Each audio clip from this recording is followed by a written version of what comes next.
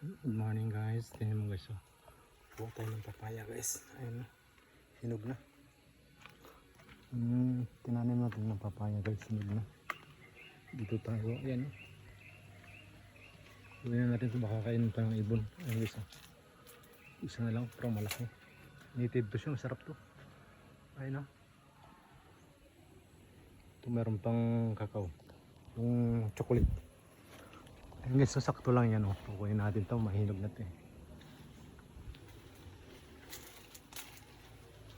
Yun ay. Diba guys? Itong masarap na papaya guys, native. Hitik pa rin sa bunga. Mula dito yan, nagbubunga yan dito eh. Ito naman guys, malakihan to. Ayun tanim natin. Mababa lang yan, mamunga yan. Ito natumbas sa sobrang daming bunga yun. Ito na lang tira.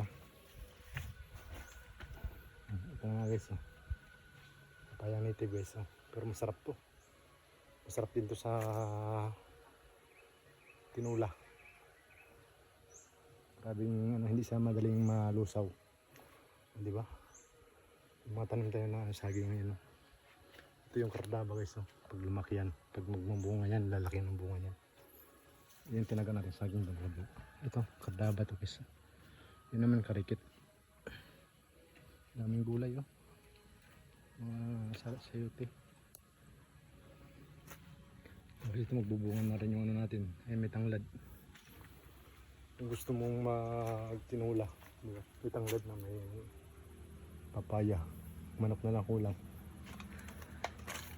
Meron din tayong papaya just na guys na ano, native din yan.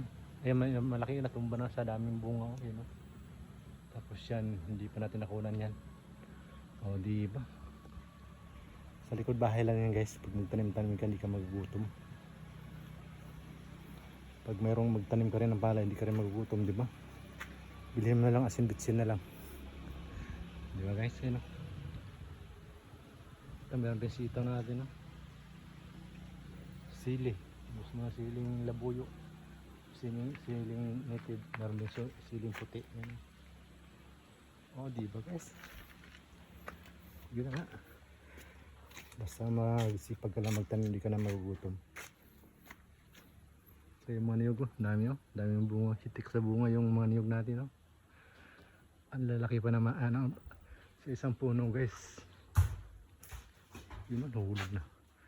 Isang buwig kita mo naman nasa 15, 20 yung isang buwig. Dami. Kita nyo naman yan. Di ba? Sarap nito. Meron pa tayong tanim dyan. Papaya din at saka siyempre meron tayong tanim na okra. Dito sa may katabi ng bulaklak. Nakunan na natin to. Ayan nagbubunga na. Pati doon sa bilaw. Nagulayan na natin yan. Di ba guys? Sarap Yan na nga guys. Bye bye. Sa likod bahay lang yan. Kung magtanim ka, yan lang. Buhay probinsya guys. Lumalang ka. Di ba? Saan ka pa? Sa probinsya na.